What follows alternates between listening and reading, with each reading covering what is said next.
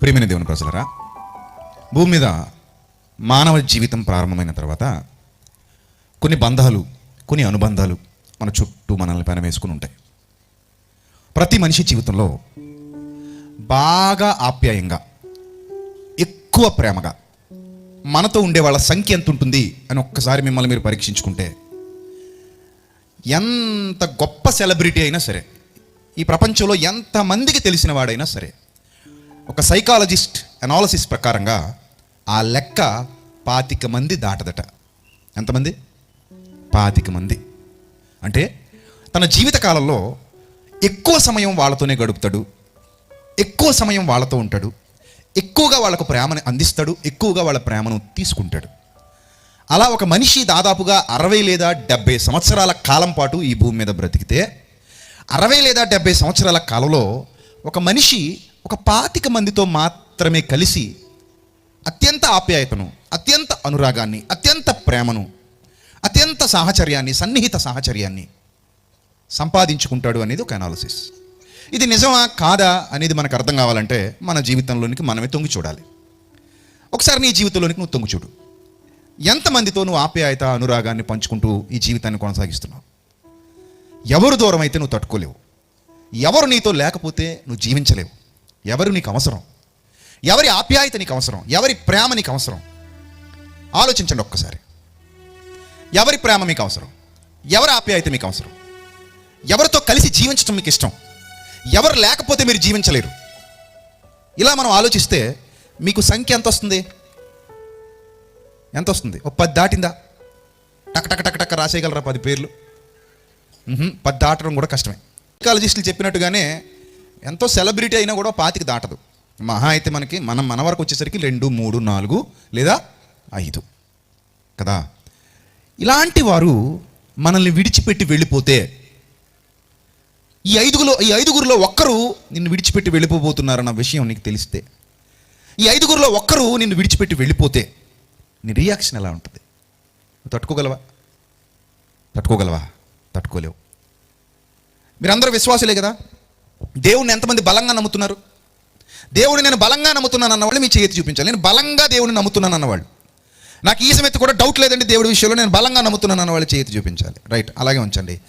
రాత్రి దేవుడే మీ దగ్గరకు వచ్చి ఈ 5లో మనం రేటింగ్ ఇచ్చుకుంటూ వచ్చామనుకోండి, 5, 4, 3, 2, 1 ఉంటుందా ఉండదా? అది ఉంటుందా రేటింగ్? ఉంటుంది కదా. 5, 4, 3, 2, 1. 1ని నీకు ఈ రాత్రి దూరం చేస్తాను అన్నాడు దేవుడు. 5 కాదు, 4 కాదు, 3 కాదు, 2 కాదు, 1ని నేను ఈ రాత్రి నీకు దూరం చేస్తున్నాను నాన్న, తప్పదు. ఈ రాత్రి నీకు 1 దూరం అయిపోతుంది అని దేవుడు నీతోనే చెప్పాడు. నీ రియాక్షన్ ఏంటి చెప్పు? ఆయన చెప్పింది చేస్తావా? ఆయన మాట వింటావా? ఆయనకు అనుకూలంగా బ్రతకడానికి ఇష్టపడతావా? ఆయన ఇష్టాన్ని నెరవేర్చడానికి సిద్ధంగా ఉంటావా? ఆయన బాటలో నడుస్తావా? ఆయన మార్గాన్ని అనుసరిస్తావా? ఆయన అసలు ప్రేమిస్తావా? ఇవన్నీ నీ ముందున్నటువంటి ప్రశ్నలు. సమాధానం నువ్వే ఇవ్వాలి. నీ అంతరాత్మను అడుగు, ఏం చెప్తుంది సమాధానం? ఇస్తుందా? ఈ 5లో మనం వాళ్ళకి రేటింగ్ ఇచ్చుకుంటూ, లేదా వాళ్ళని గ్రేడులుగా విభజించుకుంటూ, లేదా నంబరింగ్ ఇచ్చుకుంటూ దిగువ స్థాయికి వస్తున్నాం. 5, 4, 3, 2, 1. ఆ 1 అనేది లేకపోతే నీ జీవితంలో నువ్వు ఉండలేవు. అది ముఖ్యంగా భార్యాభర్తలు అనుకోండి. భర్తకు భార్య 1 స్థానంలో ఉంటే, భార్యకు భర్త ఆ నెంబర్ 1 స్థానంలో ఉండొచ్చు. పిల్లలకైతే తల్లిదండ్రులు ఉండొచ్చు ఆ స్థానంలో, తల్లిదండ్రులకైతే పిల్లలు ఉండొచ్చు ఆ స్థానంలో. ఇలా మానవ జీవితం అనేది ఎన్నో బంధాలతో ముడిపడినది. అందులో మిమ్మల్ని ఆప్యాయంగా ప్రేమించేవాళ్ళు. ప్రేమ అంటే తీసుకోవడం కాదు. ప్రేమ అంటే ఏంటి? ఇవ్వడాన్నే ప్రేమ అంటారు, తీసుకోవడాన్ని ప్రేమ అనరు. కానీ ఈ రోజుల్లో ఉన్న దౌర్భాగ్యం ఏంటంటే తీసుకోవడం ప్రేమ అయిపోయింది. కానీ వాస్తవానికి ప్రేమ అంటే ఏంటో తెలుసా? ఇవ్వడం. అలా ఇచ్చేది నిజమైన ప్రేమ అవుతుంది తప్ప ఎక్స్పెక్ట్ చేసేది ప్రేమ కాదు. అందుకే బైబిల్ చాలా స్పష్టంగా చెబుతోంది, ప్రేమ అనేకమైన దోషములను కప్పును అన్నాడు. ప్రేమ అనేకమైన దోషాలను ఏం చేస్తుంది? కప్పుతుంది. కానీ ఇది ప్రేమ కాదు. అందుకే దోషం కలగగానే లేదా దోషం తెలియగానే అది దూరం అవుతుంది. ఇది మీరు అర్థం చేసుకోవాలి. ఈ విషయాలన్నీ ఎందుకు చెప్తున్నానంటే, మీకు మన జీవితంలో అందరూ అలా ఉంటారని కాదు, కొందరు నిజంగానే ప్రేమిస్తారు, అంటే ఇచ్చే గుణం కలిగి ఉంటారు. ప్రేమిస్తారు వాళ్ళు. అలా ప్రేమించే బంధాలు కొన్ని మనతో ముడిపడి ఉంటాయి. వాళ్ళ నుంచి ఏం ఆశించరు, వాళ్ళకి ఏదైనా ఇవ్వాలనుకుంటారు. That is love, that is called love, real love. So అలా ఇచ్చేటప్పుడు, అలా ఇచ్చే గుణం కలిగి ఉన్నప్పుడు, అలాంటి ప్రేమను పంచుతున్నప్పుడు దేవుడు నిన్ను అడుగుతున్నాడు, ఆ ఒకటిని నీకు దూరం చేయాలనుకుంటున్నాను ఈ రాత్రి. నువ్వు నా మార్గంలో ఉండాలి, నువ్వు నన్నే వెంబడించాలి, నువ్వు నన్నే అనుసరించాలి, నువ్వు నేను చెప్పినట్టే వినాలి, బాధ్యతగా నడుచుకోవాలి. ఆ ఒకటిని నేను నీకు దూరం చేయబోతున్నాను. ఎంతమంది రెడీగా ఉన్నారు? ఎంతమంది రెడీగా ఉన్నారు? ఇది దేవుడితో చేసే నిబంధన అనుకోండి, కాసేపు దూరం చేసేయి అన్నట్టుగా. ఇప్పుడు ఎంతమంది రెడీగా ఉంటారు? మీరు ఆవేశంలో చేతులెత్తారో నిజంగానే చేతులెత్తారో నాకు తెలియదు కానండి, చాలా తక్కువ మంది ఉంటారండి. ఇంకో విషయం ఏంటంటే, మనం ఆన్ ది స్పాట్లో తీసుకునే నిర్ణయాలు సీన్లోకి వెళ్ళేసరికి మారిపోతుంటాయి. మీకు ఒక అమూల్యమైన వ్యక్తిని, అమూల్యమైన అంశాన్ని పరిచయం చేయబోతున్నాను. ఈ పాఠం మీ జీవితానికి ఒక గుణపాఠం, అలాగే మీ బ్రతుకులో ఒక మలుపు కూడా అవుతుందని నేను ఆశిస్తున్నాను. అవ్వాలి. ఎందుకంటే ప్రియులారా, దేవునికి మనకి ఉన్నటువంటి సంబంధం ఎలాంటిది, ఎలాంటి అనుబంధాన్ని ఆయన మన నుంచి కోరుతున్నాడు, ఆయన ఎలాంటి ప్రేమను మనకు అనుగ్రహిస్తున్నాడు, మనం ఆయనకి ఇచ్చేటువంటిది ఎలా ఉండాలని కోరుతున్నాడు అనే విషయంలోనికి మనం వెళ్ళటానికి ముందు, భూమి మీద కొన్ని సంబంధ బాంధవ్యాలు ఉన్నాయి. వాటితో పెనవేసుకున్న వాళ్ళు ఎలా రియాక్ట్ అవుతారు, అలా పెనవేయబడిన జీవితాలు ఎలా రియాక్ట్ అవుతాయి అనే విషయాన్ని స్పష్టంగా మనం బైబిల్ గ్రంథంలో నుండి కొన్ని వచనాలు చూద్దాం ప్రియులారా. ఆ తర్వాత నేను మెయిన్ మ్యాటర్లోకి వెళ్తాను. సమూయేలు 2వ గ్రంథం 18వ అధ్యాయము 33వ వచనం. అప్పుడు రాజు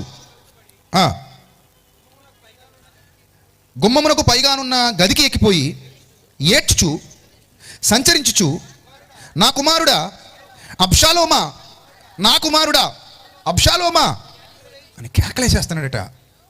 ఎమోషనల్ అయిపోతున్నాడు, అస్సలు ఆపుకోలేకపోతున్నాడు దుఃఖాన్ని. నా కుమారుడా అబ్షాలోమా అని కేకలు వేయచ్చు. అయ్యో నా కుమారుడా, నీకు బదులుగా నేను చచ్చిపోయిన ఎడల ఎంత బాగుండును.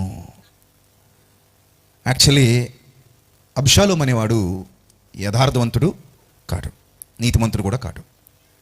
కానీ కొడుకు యథార్థవంతుడు కాకపోవచ్చు, నీతిమంతుడు కాకపోవచ్చు, కానీ కొడుకు రక్తం పంచుకుని పుట్టినవాడు. అతనితో ఒక అనుబంధం దావీదు గారికి ఉంది. ఇక అతడు లేడు, ఉన్నాడు అన్నప్పుడు చెడిపోయినా మార్పు చెందుతాడేమో అనే ఒక ఆశ ఉంటుంది, అది మనల్ని వెంటాడుతూ ఉంటుంది. లేడు అన్నప్పుడు ఆశ కూడా ఉండదు. ఇక మొత్తానికి నాకు ఎప్పుడు కనబడ్డు, శాశ్వతంగా దూరం అయిపోయాడు అన్నప్పుడు ఆ వేదన వర్ణనాతీతం. ఇప్పుడు దావీదు గారు తన కుమారుల్లో అత్యంత ఇష్టపడుతున్నది అబ్షాలోముని. చాలా ఇష్టపడుతున్నాడు కుమారుణ్ణి. అంత ఇష్టపడుతున్నటువంటి కుమారుడు చచ్చిపోయాడు. అప్పుడు అంటున్న మాట ఏంటంటే, నీకు బదులుగా నేను చచ్చిపోయిన ఎడల ఎంత బాగుండును, నా కుమారుడా అబ్షాలోమా, నా కుమారుడా అని ఏడ్చుచూ వచ్చినట. చాలా ఏడ్చాడండి, చాలా రోధించాడు, చాలా బాధ అనుభవించాడు. చాలా పెయిన్ఫుల్గా ఉంది అతనికి.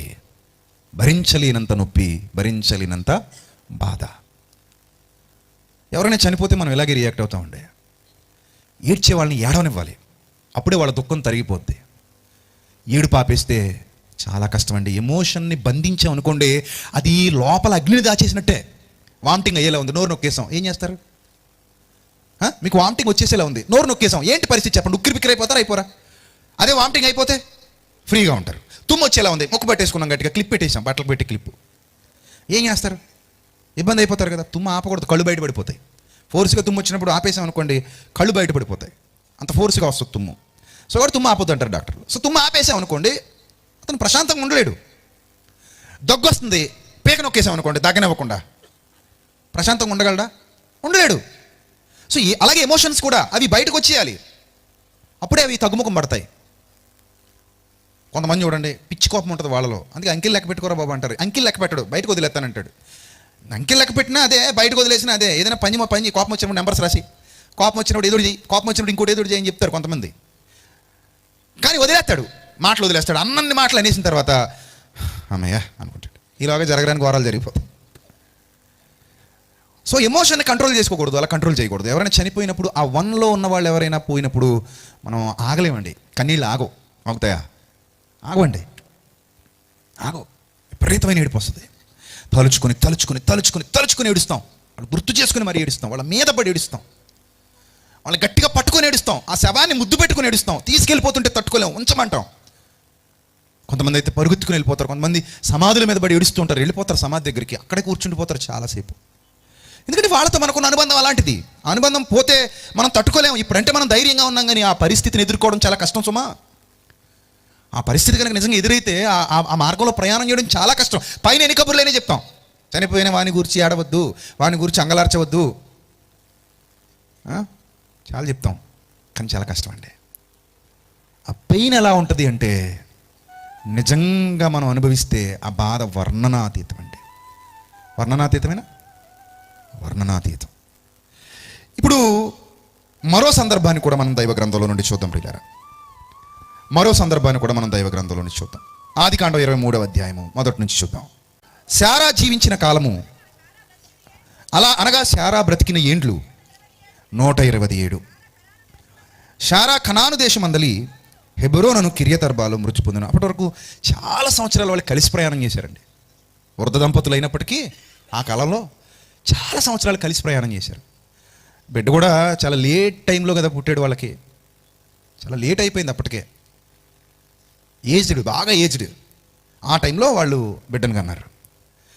ఆ బిడ్డ పుట్టాక వాళ్ళిద్దరికి ఏమైనా గ్యాప్ వస్తే వచ్చి ఉండాలి, కానీ అప్పటి వరకు వాళ్ళిద్దరికీ చాలా అన్యోన్య దాంపత్యం. ఎందుకంటే బిడ్డ కూడా లేడు కదా, నాకు నువ్వు, నీకు నేను, అంత ప్రేమ వాళ్ళిద్దరి మధ్య, అంత అనురాగం, అంత ఆప్యాయత.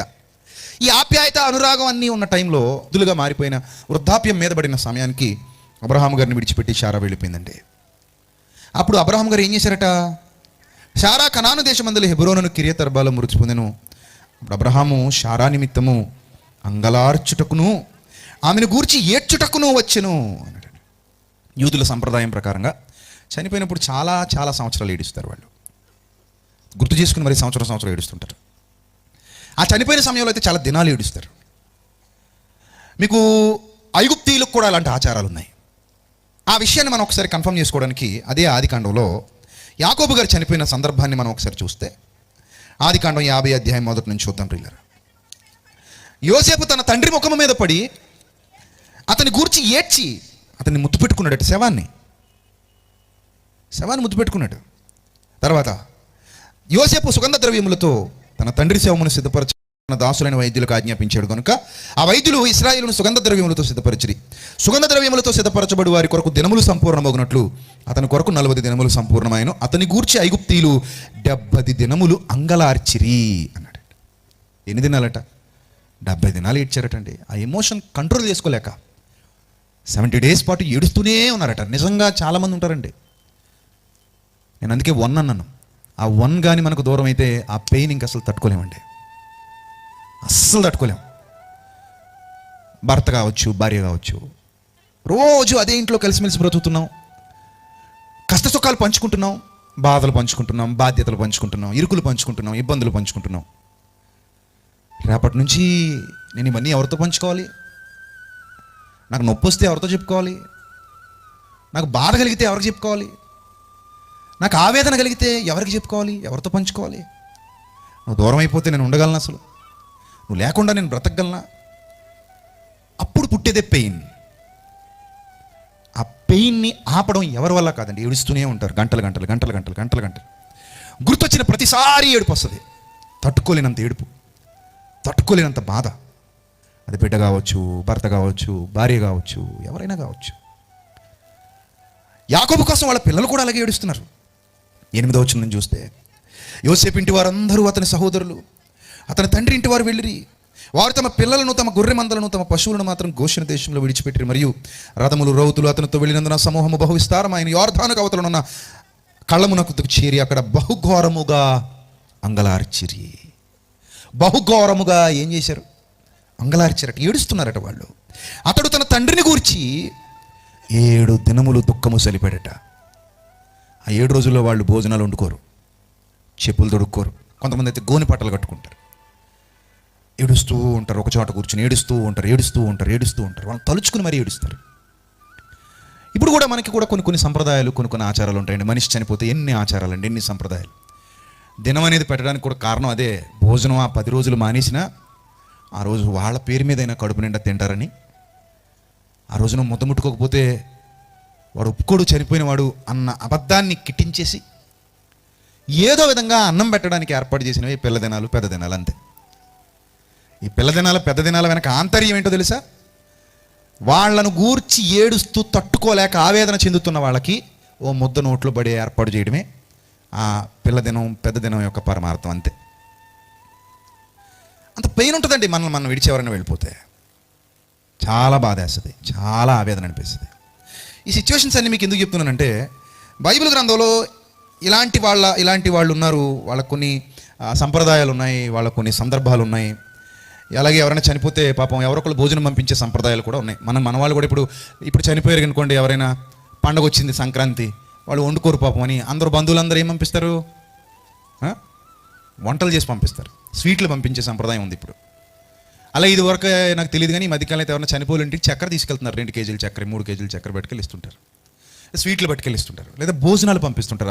ఆ చనిపోయిన వాళ్ళ ఇంటికి బంధువులే భోజనాలు పంపిస్తుంటారు, టిఫిన్లు పంపిస్తుంటారు. ఎందుకంటే వాళ్ళు వండుకోరు. ఇది ఇశ్రాయేలీలో కూడా ద్వితీయోపదేశకాండం మనం చూస్తే 26వ అధ్యాయము 14 వచనం ఒకసారి చూద్దాం. ద్వితీయోపదేశకాండం 26వ అధ్యాయము 14 వచనం.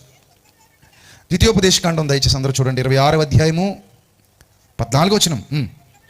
నేను దుఃఖములో ఉండగా దానిలో కొంచెమైనా తినలేదు, అపవిత్రుడనై ఉండగా దానిలో దేనిని తీసివేయలేదు, చనిపోయిన వారి విషయమై దానిలో ఏదియూ నేను ఇవ్వలేదు. చనిపోయిన వారి విషయమై దానిలో ఏదియూ నేను ఇవ్వలేదు అంటే ఇచ్చే సంప్రదాయం ఉంది. అలాగే ఇర్మియా గ్రంథంలో కూడా కొన్ని విషయాలు రాయబడ్డాయి. ఇర్మియా గ్రంథం 16వ అధ్యాయము 5వ వచనం నుంచి చూద్దాం ప్రియులారా. ఇర్మియా గ్రంథం 16వ అధ్యాయము 5వ వచనం నుంచి జాగ్రత్తగా చూడాలి. యెహోవా ఇలాగు సెలవిచ్చుచున్నాడు, నేను ఈ ప్రజలకు నా సమాధానము కలుగనీయకయు వారి ఎడల నా కృపా వాత్సల్యములను చూపకయు ఉన్నాను గనుక రోదనము చేయు ఇంటిలోనికి నీవు పోకుము అన్నాడంటే, యాక్చువల్లీ రోదనం చేయి ఇంట్లోకి వెళ్ళాలి. అందుకే విందు జరుగుచున్న ఇంటికి పోవుట కంటే ప్రలాపించుచున్న వారి ఇంటికి పోవటం మేలు. వెళ్ళాలి. మనం సుఖంలో వాళ్ళకి తోడుగా లేకపోయినా పర్లేదు, కానీ కష్టంలో ఉన్నప్పుడు మాత్రం ప్రతి ఒక్కరికి ఆదరణ కావాలి. ఇంకేం కావాలి? తోడు కూడా కావాలి కదా. రైట్. వెళ్ళకుము, వారిని గూర్చి అంగలార్చుటకు పోకుము, ఎవరిని ఓదార్చుటకు వెళ్ళకుము,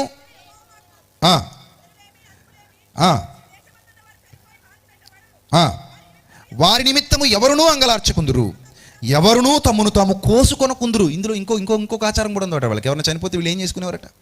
కోసేసుకునేవారట, కోసుకొనకుందురు. తర్వాత వారు నిమిత్తము ఎవరునూ తమ్మును తాము బోడి చేసుకొనకుందురు, గుండు గీయించుకొనకుందురు. ఇప్పుడు కూడా తల్లి చనిపోతే, ఒకరు తండ్రి చనిపోతే గుండ్లు గీయించుకుంటారు కదండి, కొడుకులకు గుండ్లు గీస్తారు, బోడి చేసుకొనకుందురు. తర్వాత చచ్చిన వారిని గురించి జనులు ఓదార్చుటకు అంగలార్పు ఆహారమును ఎవరు పంచిపెట్టరు. ఏ ఆహారం అంటారట? దాన్ని అంగలార్పు ఆహారం అంటారటండి. అంగలార్పు ఆహారం అంటే ఏంటి? మీ ఇంట్లో ఎవరైనా చనిపోతే మిగిలిన బంధుగణం మీకు ఆహారాన్ని పంపించడం, దాన్నే అంగలార్పు ఆహారం. నేటికి ఇది కంటిన్యూ అవుతుందిగా. మన బంధువులు ఎవరైనా చనిపోతే మనం కూడా ఇస్తామండి. ప్రియులరా, ఓవరాల్గా ఇది విషయం. ఇవన్నీ మనకు అర్థమయ్యాయి. తర్వాత వారి తల్లి అయినను తండ్రి అయినను చనిపోయిన ఎవరును వారికి ఓదార్పు పాత్రను తాగనీయకుందురు, వారి యొద్ద కూర్చుండి అన్నపానములు పుచ్చుకున్నట్టుకు నీవు విందుశాలలో ప్రవేశింపకూడదు. అంటే ఇవన్నీ వాళ్ళకు ఉన్నటువంటి ఆచారాలు. ఒక విందుశాల, వాళ్ళ దగ్గర కూర్చుని వీళ్ళు విందు తీసుకుంటూ వాళ్ళకి ఇవ్వడం, ఓదార్పు పాత్ర, ఆహారాన్ని లేదా నీటిని వాళ్ళకి ఇవ్వడం, లేదా ద్రాక్షరసాన్ని ఇవ్వడం, ద్రాక్షరసం తాగించడం, వాళ్ళ బాధ మరిచిపోవడం కోసం. ఇలాంటి కార్యక్రమాలు, ఇలాంటి ఆచారాలు వాళ్ళలో ఉండేవి. నేటి మన సమాజంలో కూడా అవి మనకి కనబడుతున్నాయి. ఇది ఒక ఎమోషనల్గా ఉండేటువంటి సిచ్యువేషన్ ఇది. ఆ సిచ్యువేషన్లో ఎవరు ఎలా రియాక్ట్ అవుతారో తెలీదు.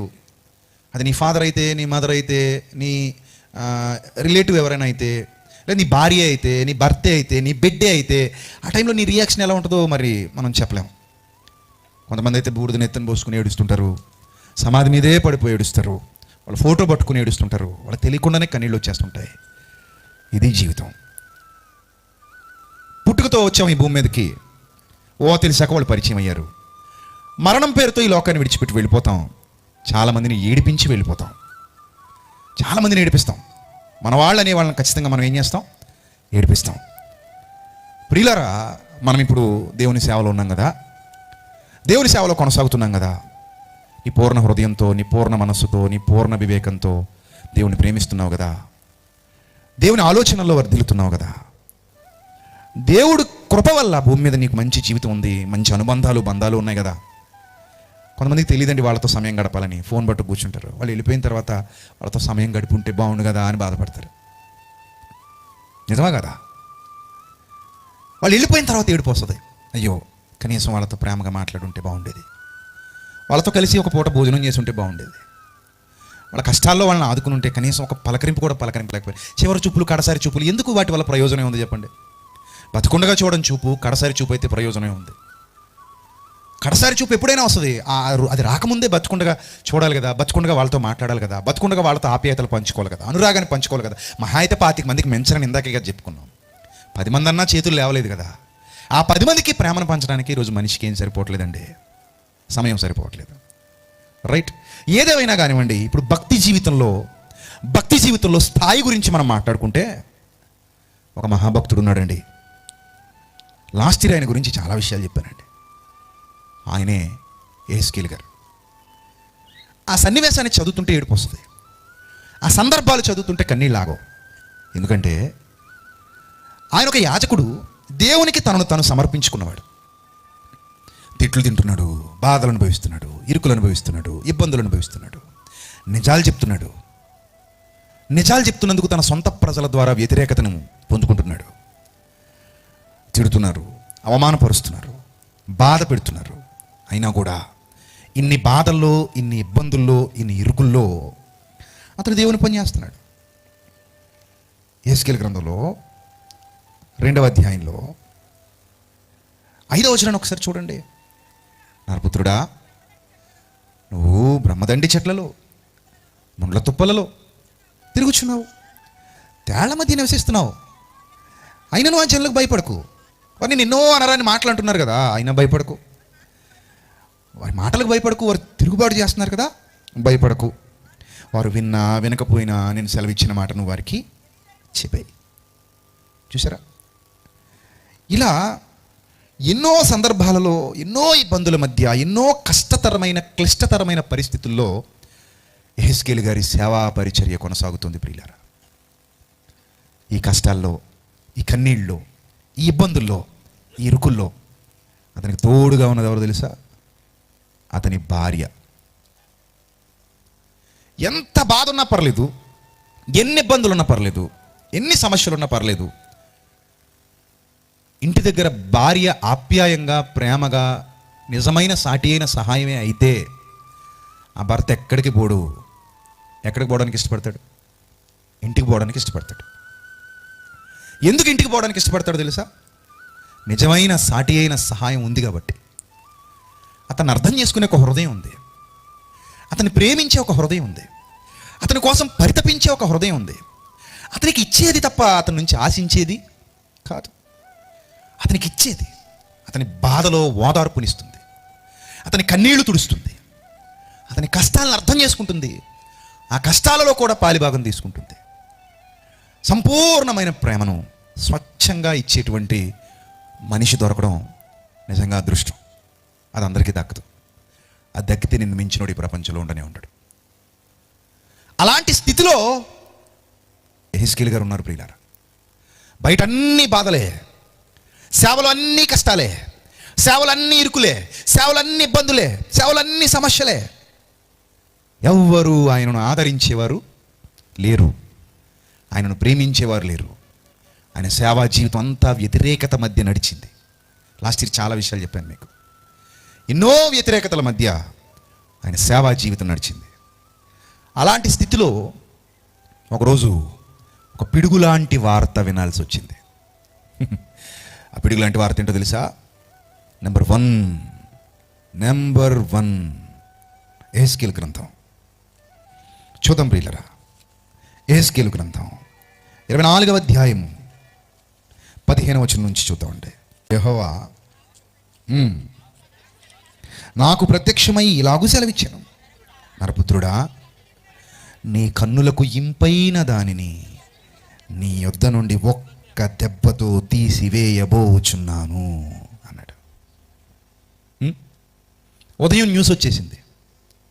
నీ కన్నులకు ఇంపైన దానిని అంటే ఇంపైనది అంటే ఎంతో ఇష్టమైనది అని అర్థం.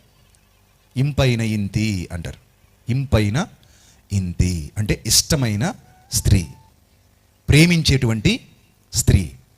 అత్యంత ప్రేమ ఎవరికైతే పంచుతున్నాడో ఆ స్త్రీ, ఎవరి దగ్గరనైతే అత్యంత ప్రేమను పొందుకుంటున్నాడో ఆ స్త్రీ ఎవరట? నీ కన్నులకు ఇంపైన దానిని నీ యొద్ద నుండి ఒక్క దెబ్బతో తీసివేయబోచున్నాను.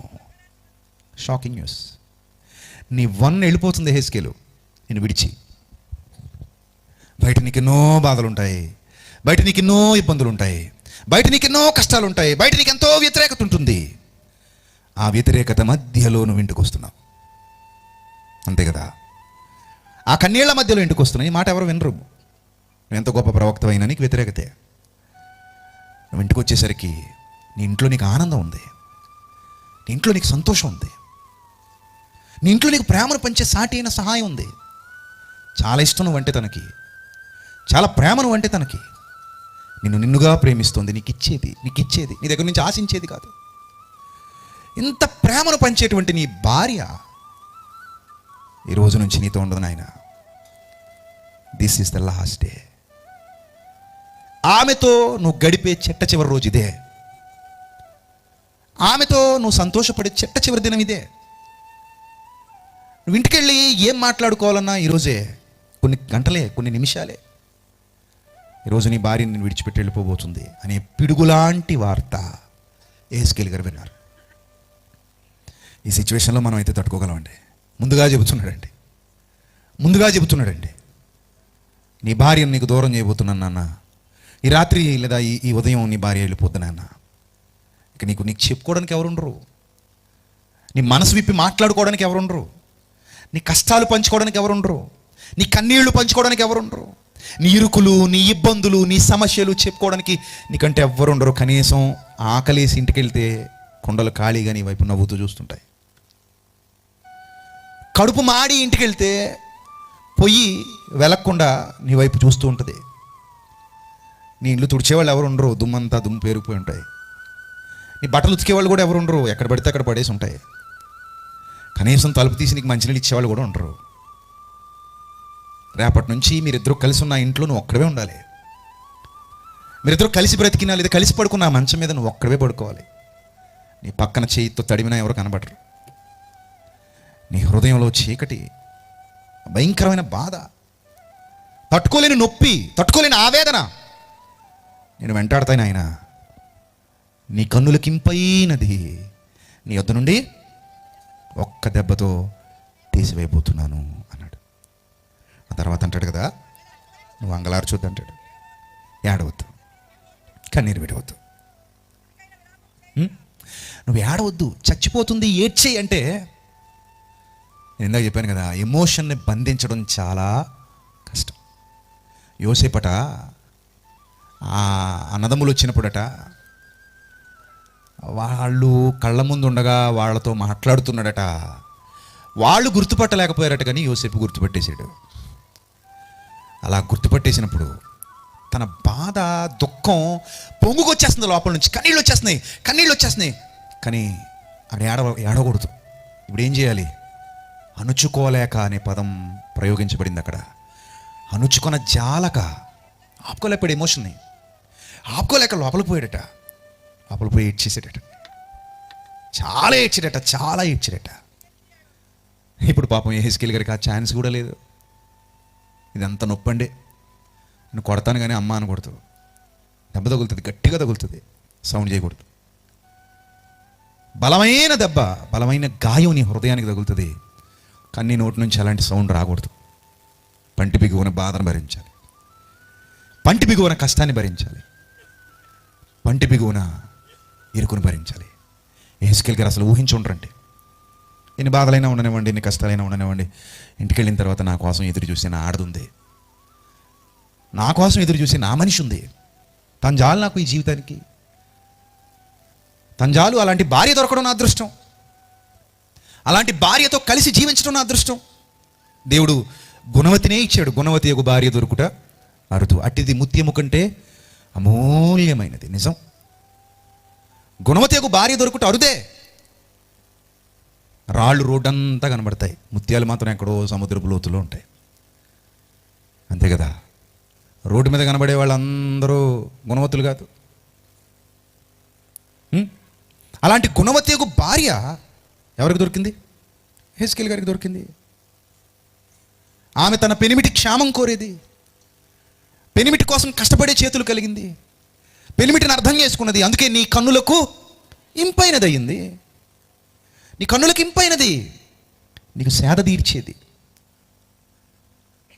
ఒక సైకాలజిస్ట్ అంటాడు, నిజంగా భార్య గుణవతి అయితే ఎండను బడి ఇంటికి వెళ్ళిన తర్వాత తను తాగిన ఆ చెంబుడు నీళ్లు ఇవ్వని సంతృప్తి ఆ భార్య చిరునవ్విస్తుంది అని చెప్తాడు.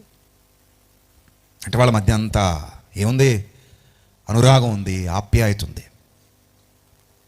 ఇక వాళ్ళ కళ్ళకి ఆమె తప్ప ఎవరు అందం కనబడరు. వాళ్ళు తప్ప ప్రపంచంలో ఎంత అందగత్తిగానే ఎవరు ఫీల్ అయినా ఇతను ఫీల్ అవ్వలేడు. ఏముందండి అక్కడ, నా భార్య ఇంకా బాగుంటుంది కదా అంటాడు అనమాట. ఎందుకంటే అంతరంగ సౌందర్యం ఆకర్షిస్తే అంతరంగ సౌందర్యాన్ని బట్టి బాహ్య సౌందర్యం కూడా ఆటోమేటిక్గా ఏమైపోద్దట, పెరిగిపోద్ది. అందుకే నా కళ్ళతో చూడు అంటాడట. అంత ప్రేమలో ఉన్నారండి వీళ్ళిద్దరూ, యెహెజ్కేలు గారు, ఆయన భార్య. నీ కన్నులకు ఇంపైనది అనే పదం ఇప్పుడు ఆమె నీ నుంచి దూరం అయిపోబోతుంది. నాయన, నువ్వు ఏడవడానికి వీల్లేదు, నువ్వు అంగలార్చవద్దు, ఏడవద్దు. ఏడుపు వస్తుంది కానీ ఏడవడానికి వీల్లేదు. అంగలార్చాలనిపిస్తుంది, బోర్ నేర్చేయాలనిపిస్తుంది, గుండె పగిలేలా ఏడవాలనిపిస్తుంది ఆ శవం మీద పడి. కొన్ని ఇమేజెస్ కూడా ఉన్నాయండి, ఎవరో చిత్రకారులు గీశారు వాటిని. యెహెజ్కేలు గారి భార్య చనిపోయినప్పుడు ఆయన రియాక్షన్ ఎలా ఉంది, ఆయన ఏ విధంగా ఉన్నాడు అక్కడ, ఎలా తట్టుకున్నాడో మహానుభావుడు. ఆ రెండు చేతులు గుండెల మీద పెట్టి, రెండు కాళ్ళు దగ్గర పెట్టి, ఆ శవాన్ని తన చేతులతో ఎత్తుకుని పాడి మీద పెట్టు, పెట్టెలో పెట్టు తీసుకెళ్ళి, ఎప్పుడు మాటలు గుర్తు రాకుండా ఉంటాయా? ప్రేమగా పలకరించిన పలకరింపులు గుర్తు రాకుండా ఉంటాయా? అన్నం పెట్టిన చేతులు కదండి. అందుకే అమ్మ తర్వాత అమ్మ, భర్త అంటే నాన్న తర్వాత నాన్న, భార్య అంటే అమ్మ తర్వాత అమ్మ. అదే పెళ్లిపాటలో రాశాను, తల్లి స్థానంలో భార్యనుగా, తండ్రి స్థానంలో భర్తనుగా అని.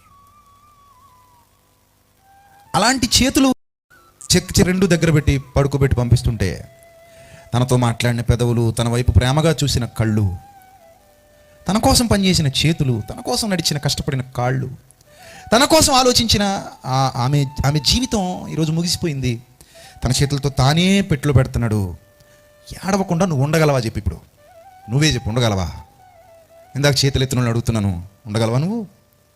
ఇంపాసిబుల్. ఆ ప్రశ్న ముందు నన్ను నేనే వేసుకున్నా. ఈ సిచ్యువేషన్లో ప్రభు నేను కానీ వెళ్తే నేను ఉండలేను ప్రభు ఏడవకుండా. కానీ లాగో, అది తల్లి కావచ్చు, తండ్రి కావచ్చు, భార్య కావచ్చు, భర్త కావచ్చు, అక్క కావచ్చు, చెల్లి కావచ్చు, ఎవరితో మనం ఆ బంధాన్ని పెనవేసుకుని ఉన్నామో, బిడ్డ కావచ్చు, ఉండలేము. చాలా కష్టం అండి, చాలా కష్టం. అంత కష్టాన్ని కూడా తీసుకున్నాడంటే ఆయన, ఏమనాలండి ఆయన్ని? అందుకే నేను ఎప్పుడు చెప్తుంటాను, భక్తుల గురించి ఎప్పుడు తప్పుగా మాట్లాడకండి, భక్తుల్ని ఎప్పుడు కించపరచకండి, భక్తుల్ని ఎప్పుడు అవమానపరిచేలా ఒక్క మాట కూడా అనకండి. వాళ్ళ జీవితంలో ఒకవేళ తప్పులున్నా కూడా, అవి బైబిల్ గ్రంథంలో రాయబడినా కూడా, వాటిని అడ్డం పెట్టుకుని వాళ్ళని కించపరిచే వ్యాఖ్యలు చేయకండి. ఎందుకంటే భక్తుల కాలి గూటికి కూడా మన జీవితాలు సరిపోండే. ఇంపాసిబుల్ అండి. అసలు మనం ఎందుకు పనికిరావండి వాళ్ళ ముందు? నేను చెప్తున్నాను కదా పబ్లిక్గా, ఆ సిచ్యువేషన్లో దేవుడు నన్నే పెట్టి, నువ్వు అంగలార్చొద్దు, నువ్వు ఏడొద్దు, నువ్వు మౌనంగా ఉండు, నీ ఏడుపు ఎవరికి వినబడకూడదు, నీకు ఇష్టమైన నీ భార్య చచ్చిపోబోతుంది, ఈరోజు తీసుకెళ్ళిపోతున్నాను నేను అని చెప్తే, ఖచ్చితంగా కంట్రోల్ చేసుకోవడం ఎవరి వల్ల కాదండి. అసలు కంట్రోల్ అవ్వదండి, అసలు ఉండలేము. అసలు చాలా కష్టమైన సిచ్యువేషన్ అది.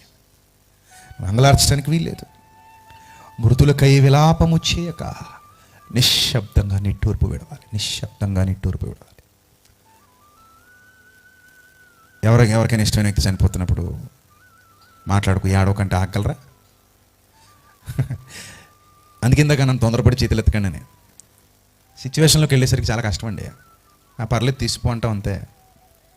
సిచ్యువేషన్లోకి ఎంటర్ అయితే చాలా కష్టం. కొన్ని మనం సాధించలేము.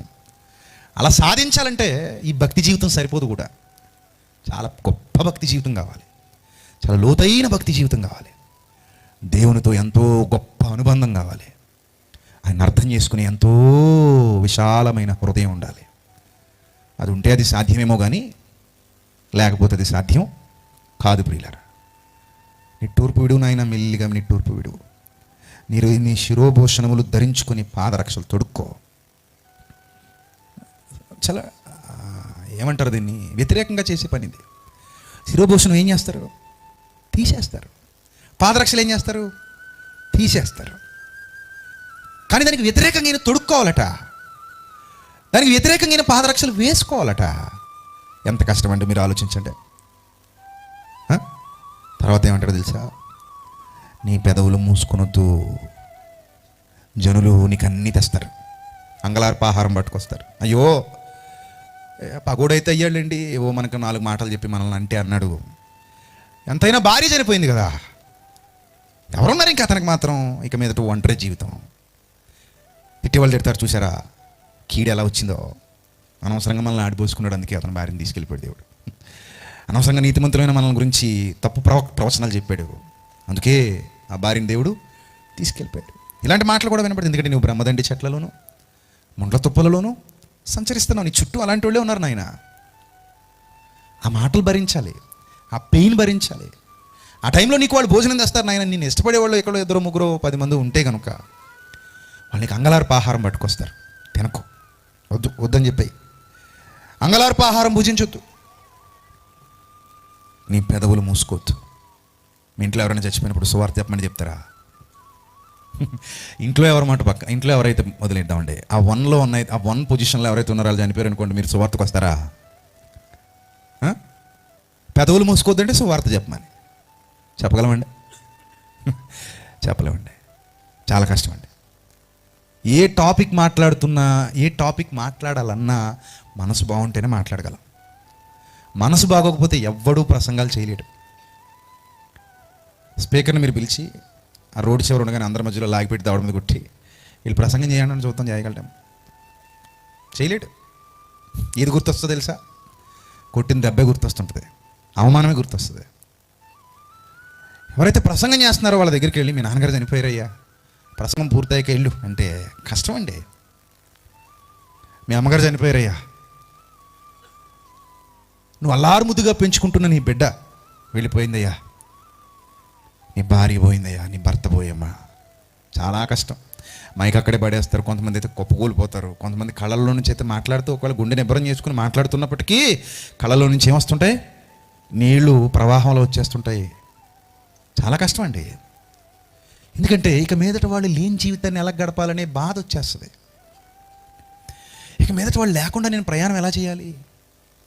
వాళ్ళ తోడు లేకుండా నేను నా జీవితాన్ని ఎలా ముగించాలి? వాళ్ళ ప్రేమ లేకుండా నేను ఈ జీవిత సాగరాన్ని ఎలా దాటాలి అని అనిపిస్తుంది.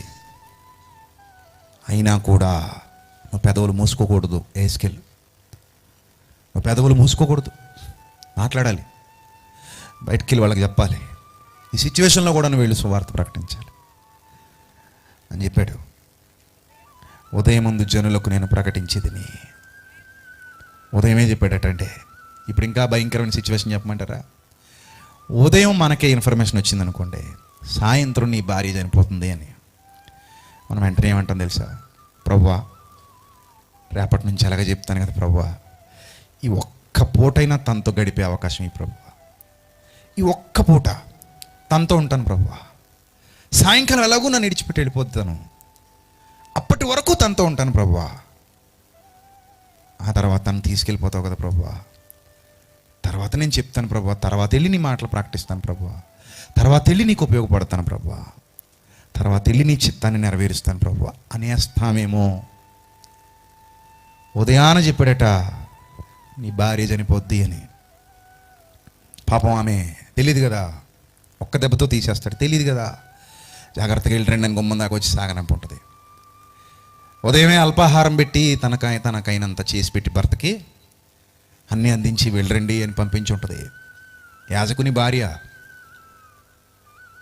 భార్య చేయాల్సిన సపర్యలన్నీ చేసి మీరు వెళ్ళండి అని భర్తను సాగనంపుతుంటే గడప దాటేటప్పుడు హార్ట్ బీట్ ఎలా ఉంటుందో తెలుసా? వెనక్కి తిరిగి చూసుకుంటే ఎలా వెళ్తాడో తెలుసా? నిజంగా అంత ఆప్యాయత ఉంటే అసలు చాలా డిఫికల్ట్ సిచ్యువేషన్ గుండా యెహెజ్కేలు గారి ప్రయాణం కొనసాగుతున్నట్టే. చాలా డిఫికల్ట్ సిచ్యువేషన్. అసలు వెళ్ళటానికి మనసు రాదు, వదలలేడు, కదలలేడు అన్నట్టు ఉంటుంది పరిస్థితి. కానీ వెళ్ళాలి, తప్పదు. వెనక్కి తిరిగి చూస్తే నవ్వుతున్న ముఖం ఇక మీదట నాకు కనబడదు. వెనక్కి తిరిగి చూస్తే నన్ను ప్రేమతో సాగనంపుతున్న నా భార్య ఇక మీదట నేను చూసే స్థితిలో తను ఉండదు. సాయంత్రం నేను వచ్చే సమయానికి తను శవం అయిపోయి ఉంటుంది. అప్పటి వరకు నేను వాక్యం ప్రకటిస్తూ ఉండాలి. చేతులు ఎత్తడం అనుకున్నావా బతకడం అంటే? చేతులు ఎత్తి చూపించడం అనుకుంటున్నావా దేవుని కోసం బతకడం అంటే? చాలా కష్టం, చాలా కష్టం. అలాంటి సిచ్యువేషన్లో బ్రతికిన వాడే భక్తుడైన యెహెజ్కేలు. వెళ్ళిపోతున్నాడు. సాయంకాలమున నా భార్య చనిపోగా, సాయంకాలమున నా భార్య, నా కన్నులకు ఇంపైన నా భార్య, నాతో జీవితాన్ని పంచుకున్న నా భార్య, నేను ప్రమాణాలు చేసిన నా భార్య, నన్ను ప్రేమించిన నా భార్య, నాకు తన సర్వస్వాన్ని అర్పించిన నా భార్య, నేనే తన లోకం, నేనే తన ప్రపంచం, నేను తప్ప తన ఊహల్లో ఇక ఏం లేదు. అంత ప్రేమించిన నా భార్య చచ్చిపోయింది. చనిపోగా ఆయన నాకు ఆజ్ఞాపించినట్లు మరునాటి ఉదయమున నేను చేసి తిని, మరునాటి ఉదయమున నేను చేసి తిని. నీవు చేసిన వాటి వలన మేము తెలుసుకొనవలసిన సంగతి నీవు మాతో చెప్పవా అని జనులు నన్ను అడగగా, నేను వారితో ఇట్లాంటిని, యెహోవా వాక్కు నాకు ప్రత్యక్షమై ఇలాగు సెలవిచ్చాను, ఇశ్రాయేలీలకు నీవిలాగు ప్రకటించు, పంటి బిగువన బాధ భరిస్తూ ప్రకటించు. ప్రభు అయిన యెహోవా సెలవిచ్చినదేమనగా, మీకు అతిశయాస్పదముగాను, మీ కన్నులకు ముచ్చటగాను, మీ మనస్సుకు ఇష్టమైనదిగాను ఉన్న నా పరిశుద్ధ స్థలమును నేను చెరపబోచున్నాను. మీరు వెనుక విడిచిన మీ కుమారులను మీ కుమార్తెలను అక్కడనే ఖడ్గము చేత కూలుదురు. అప్పుడు నేను చేసినట్లు మీరునూ చేయుదురు. మీ పెదవులు మూసుకొనకయుందురు, జనుల ఆహారము మీరు భుజింపకయుందురు. మీ శిరోభూషణములను తల మీద నుండి తీయకయు, మీ పాదరక్షలు పాదము నుండి తీయకయు, అంగలార్చకయు ఏడవకయు నుందురు. ఒకరినొకరు చూచి నిట్టూర్పులు విడిచుచు మీరు చేసిన దోషములను బట్టి మీరు క్షీణించిపోదురు. యెహెజ్కేలు మీకు సూచనగా ఉంటును. ఒక పక్క దేవుడు తన ఇష్టపడిన పరిశుద్ధ స్థలం, తన ఇష్టపడిన ప్రజలు, తన ఇష్టపడిన పట్టణం, ఇవన్నీ పోతున్నాయి. వాటిని దేవుడు భరిస్తున్నాడు. అలాంటి స్థితిలో దేవుని బాధను, దేవుని కష్టాల్లో పాలిభాగం తీసుకునే సూచనగా వచ్చిన వాడే యెహెజ్కేలు. మీరు ఆలోచించండి ప్రియులారా, ఈ రాత్రి ఒక సూచన. నీ జీవితంలో ఏదైతే జరిగిందో అదే వాళ్ళకి ఎగ్జాంపుల్. నీ బ్రతుకుతో నేర్పిస్తున్న పాఠం. నోటితో సువార్త చెప్పడం ఈజీయే, కానీ అలాంటి సిచ్యువేషన్స్లో బ్రతుకుతో సువార్త చెప్పడం అనేది కష్టమా కదా చెప్పండి? కష్టమేనా? చాలా కష్టం అండి. అందుకే తొందరపడి కోయిలు ముందు కూసినట్టుగా మనం తొందరపడి చేతులెత్తుంటాం. పాఠం పూర్తయిన తర్వాత ఇలాంటి సిచ్యువేషన్ వస్తే నువ్వు గెలవగలవా అని అడిగితే ఇప్పుడు లేస్తాయి చేతులు. ఉండగలవా ఏడవకుండా? ఏడవకుండా ఉండగలవా? అందుకే అబ్రహాం గురించి చెప్పాను. శారా విషయంలో ఏడవకుండా ఉండగలిగాడా? ఏడ్చాడండి. ఏడ్చి సమాధి కోసం ఒక పొలంగా ఉన్నాడు, స్థలం తీసుకున్నాడు. మక్పేలా గుహ, నేటికి ఆ గుహ అలాగే ఉంది. పక్కన ఉంటాయండి ఇద్దరు సమాధులు, అబ్రహాం గారిది, శారా గారిది. పూర్వీకులు అలాగే ఆ వాల్యూ ఇచ్చేవారు. సమాధి అంటే వాళ్ళ దృష్టిలో చాలా పవిత్రమైంది కదా భావించేవారు వాళ్ళు. అలాంటి సిచ్యువేషన్స్లో దేవునితో పాటు ఆయన శ్రమలలో నేను పాలివాడను అన్నట్టుగా, ఆయన బాధలో నేను కూడా వాటా తీసుకోవాలన్నట్టుగా యెహెజ్కేలు గారు మనకు కనబడుతున్నారు ప్రియులారా. క్రీస్తు యొక్క శ్రమలలో నేనేమైతిని, పాలివాడనైతిని అంటాడు భక్తుడు. భక్తి జీవితం ఏ స్థితికి వెళ్ళాలో ఇలాంటి భక్తుల జీవితాలు మనకు నేర్పిస్తే, అందుకే సాక్షి సమూహము అన్నాడు వీళ్ళని. ఏంటట? సాక్షి సమూహము. ఇవి మనకు అర్థం కావు, మనం ఇలా ధ్యానించే స్థితిలో కూడా ఉండం. మన జీవితంలో చిన్ని చిన్ని పనులు చేసే మనం మహాభక్తులు అని ఫీల్ అయిపోతుంటాం.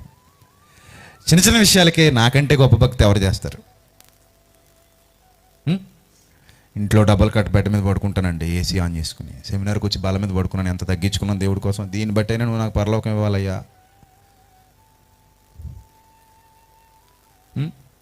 ఇంట్లో మస్కిటో నెట్ ఉంది, నాకు ఇక్కడికి వచ్చి దోమలతో కుట్టించుకుంటున్నాను, దీని గురించి అయినా నాకు పరలోకం ఇవ్వాలయ్యో. అంతే కదా అనుకుంటాం మనం. ప్రభా, నేను నీకు ఈరోజు ఇక్కడ పూట భోజనాలు పెడుతున్నారంటే దానికి స్పాన్సర్ చేసింది నేనే. ఉదయం టిఫిన్కి స్పాన్సర్ చేసింది నేనే. ఈ సెమినార్కి చాలా స్పాన్సర్ చేసింది నేనే. దీని గురించి అయినా నువ్వు నాకు పరలోకం ఇవ్వాలి. చాలా కష్టపడ్డా. ఇలాంటి చిన్న చిన్న వాటికే గొప్పగా ఫీల్ అయిపోతుంటామండి మనం.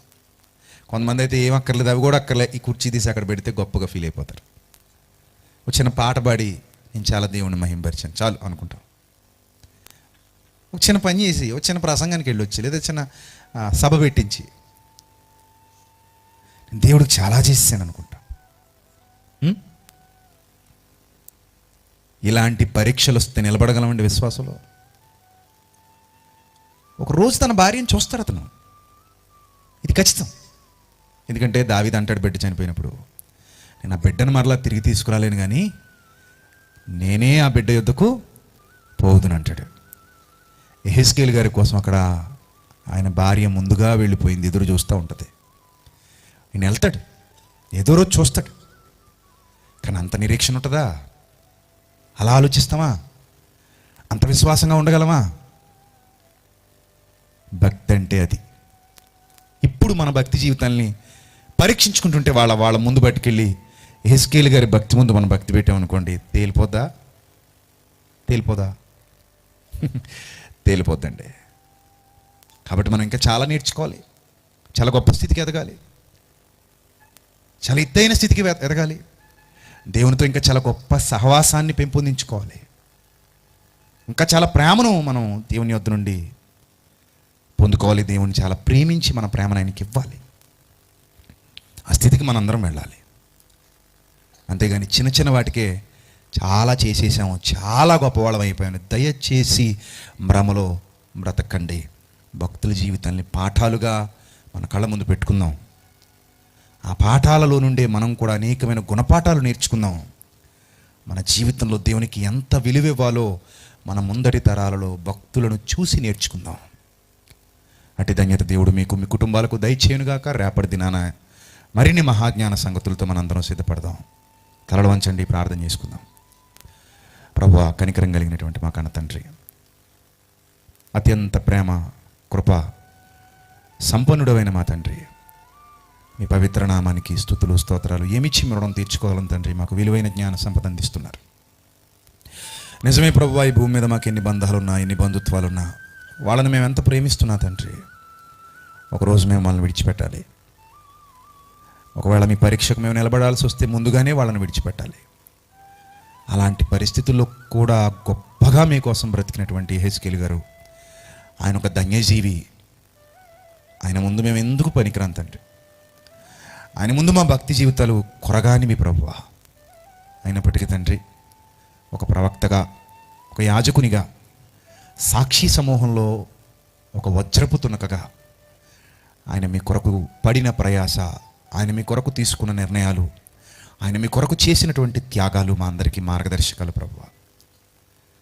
మా అందరి జీవితాల్లో వెలుగులు నింపినటువంటి వాక్యాన్ని బట్టి హృదయపూర్వకంగా కృతజ్ఞతాస్తుతులు చెల్లిస్తూ మరిన్ని మహాజ్ఞాన సంగతులలోనికి మమ్మల్ని అందరినీ నడిపించమని ప్రాధేయపడుతూ, ప్రభువా, వాక్యం వినడానికి స్వచ్ఛమైన హృదయాలతో వచ్చినటువంటి మీ పిల్లలు ఆ స్వచ్ఛతను కాపాడుకుంటూ జాగ్రత్త కలిగిన వారై మీ అందుండి నడవడానికి సహాయం చేయమని ప్రాధేయపడుతూ, మీ పిల్లలు ప్రభువా వారు తమను తాము మోసగించుకునే స్థితిలోనికి వెళ్ళిపోకుండా కాపాడమని ప్రాధేయపడుతూ, మీ చిత్తమైతే రేపటి దినాన్ని కూడా మరిన్ని మహాజ్ఞాన సంగతులు మాకు నేర్పించమని వేడుకుంటూ, మమ్మల్ని మేము తగ్గించుకుని ఎల్లప్పుడూ మిమ్మల్ని హెచ్చించగలిగే జీవితాలు ఇవ్వమని త్వరలో మా కొరకు రాని ఉన్న మా ప్రభువును, మా ప్రియ రక్షకుడు, మీ ప్రియ కుమారుడైన క్రీస్తు వారి శ్రేష్టమైన అతి పవిత్రమైన నామంలో ఈ ప్రార్థన మనవులు అడిగి వేడుకొనిచున్నాం మా కన్న తండ్రి. ఆమేన్. అందరికీ వందనాలు. May God bless you all.